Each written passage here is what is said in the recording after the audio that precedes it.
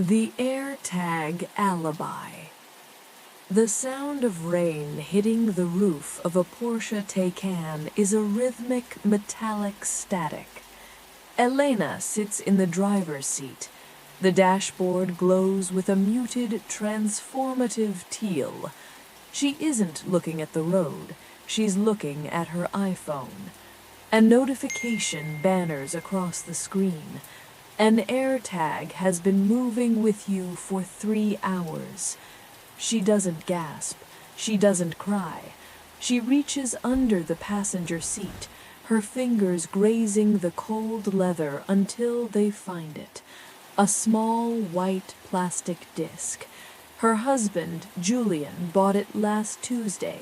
He said it was for his keys. He lied. Elena looks into the rearview mirror. Her eyes are flat, reflecting the universal khaki of the city skyline.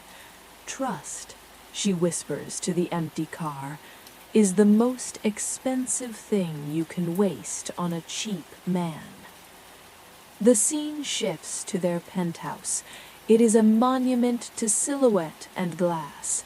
Julian is there, pouring a scotch, his face a mask of practiced concern. He asks her how her day was. He's checking in. In reality, he's checking his own screen, watching the little green dot he thinks is Elena. But Elena left the Taycan at the airport long-term parking 3 blocks away from a boutique hotel. She took an encrypted rideshare here. She watches him. This is digital betrayal. It's not about the tracking. It's about the assumption that she is too stupid to notice the digital leash. Elena begins the audit. This is the economic gaslighting phase.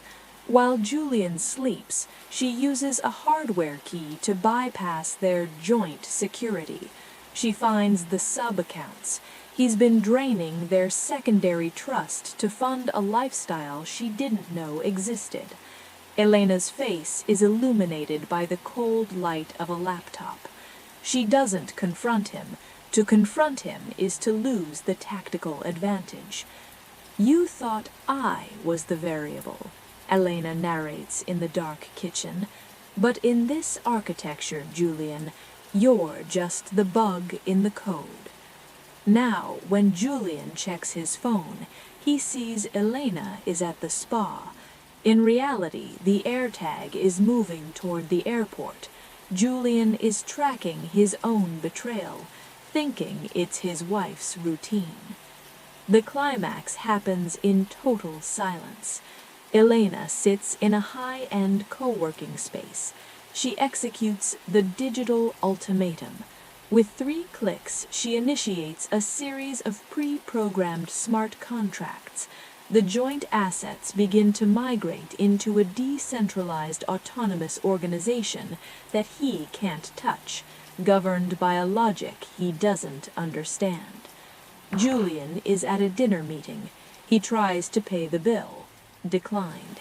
He opens his banking app. Invalid credentials.